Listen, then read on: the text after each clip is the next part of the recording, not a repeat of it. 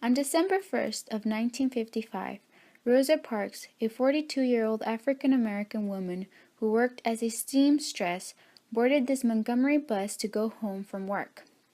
She sat near the middle of the bus, just behind 10 seats reserved for whites. Soon all of the seats in the bus were filled. When a white man entered the bus, the driver, following the standard practice of segregation, insisted that all 4 blacks sitting just behind the white section give up their seats so that the man could sit there. Miss Parks, who was an active member of the local NAACP, quietly refused to give up her seat. Her actions was spontaneous and not premeditated, although her previous civil rights involvement and strong sense of justice were obvious influence. When I made that decision to say later, I knew that I had the strength of my ancestors with me. She was arrested and convicted of violating the laws of segregation known as the Jim Crow laws.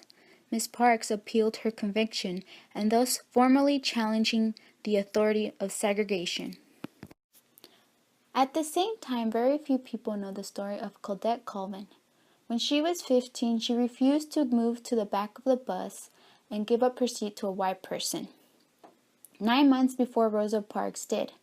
Most people believe that Rosa Parks was the first to begin the bus boycott in 1955, but very few know that there were a number of women who refused to give up their seats on the same bus system.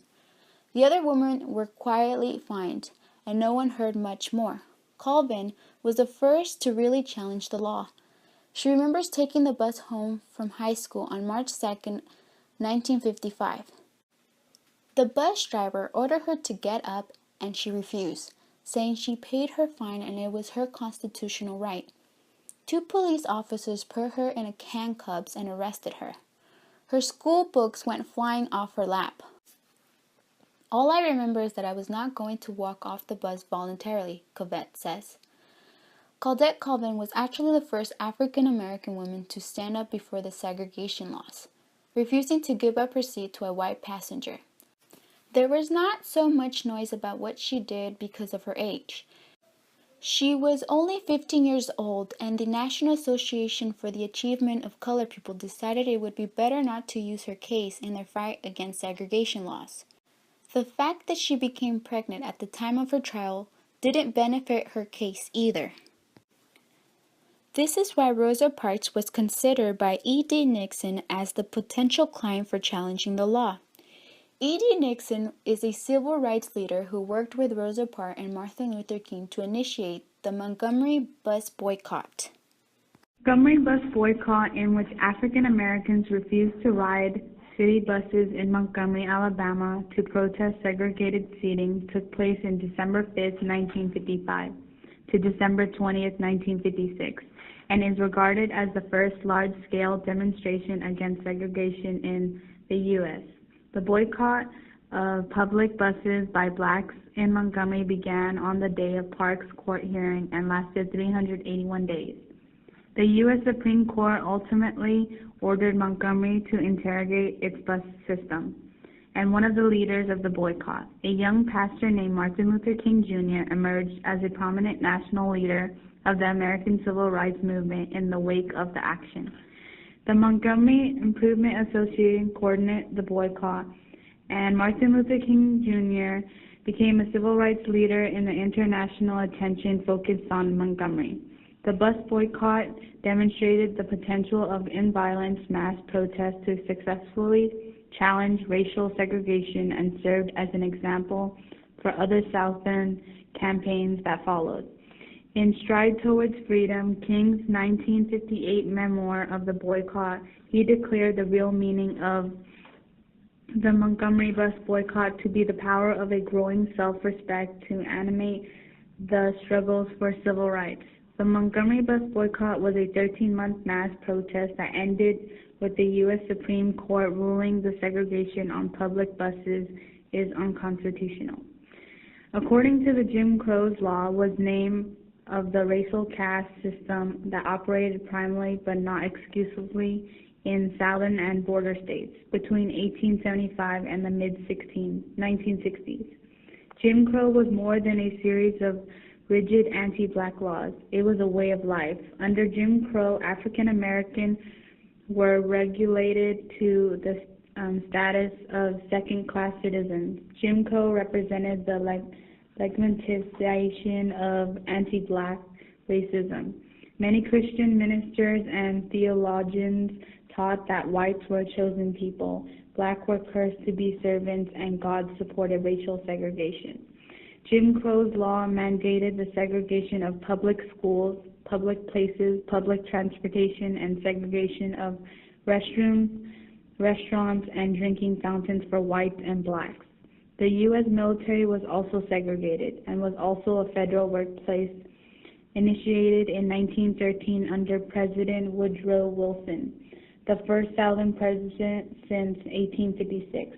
His administration practiced over racial discrimination in hiring, requiring candidates to submit photos. King's trial began in Montgomery, Alabama on May 25, 1960. His lawyers efficiently poked holes in the prosecution case, calling attention to all the vagueness of the indictment and arguing that any expenses reimbursements Kings may receive from SCLC were non-taxable income. Testifying in his own defense, King asserted that the tax examiner had revealed that he was under pressure by his supervisors to find fault with his returns. The all-white jury deliberated nearly 4 hours before returning a not guilty verdict. In a statement following the verdict, King said, "This represents to my mind great hope, and it reveals that said on so many occasions that there are hundreds and thousands of people, white people of goodwill in the South. Although neither case posed a serious threat to King or the movement, these cases showed the extent to which white officials in Alabama went to stop civil rights gains in the state." For a long time, students had to go to certain schools due to the color of their skin. The government's idea was that the schools were separate but equal, even though colored children were forced to learn in a rundown school and environment.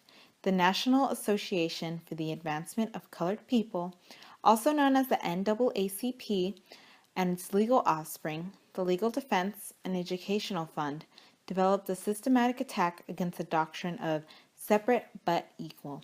The campaign started at the graduate and professional educational level. There was 5 separate cases gathered together under the name of one of them, Oliver Brown versus Board of Education. Aware of the gravity of the issue and concerning with the possible political and social repercussions, the U.S. Supreme Court heard the case argue on 3 separate occasions over the span of many years. The court weighed careful considerations involving adherence to legal funding of schools, social science findings of the negative effects on segregation on children, and marked how poorly the schools were run for African Americans. In preparation for the Brown case, the 3 lead lawyers, Harold Ballward, Thurgood Marshall, and Spotswood Robinson III, gathered to discuss their final strategy. The lawyers said that the Brown case hoped to end the separate but equal doctrine of the early Plessy decision and make it illegal to continue segregation in public schools. The Supreme Court announced its unanimous decision on May 17, 1954. It held that school segregations violated the equal protection and due process clauses of the 14th Amendment. The following year, the court ordered desegregation with a deliberate speed.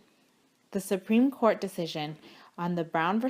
Board of Education on 1954 marked a big victory in a plan for the NAACP had put into action more than 40 years earlier, and that was to end racial inequalities for all. In conclusion, the organization that was first created was called the Women's Political Counselor, which is a group of professional African Americans founded in 1955 that had their attention toward the Jim Crow practices on Montgomery city buses.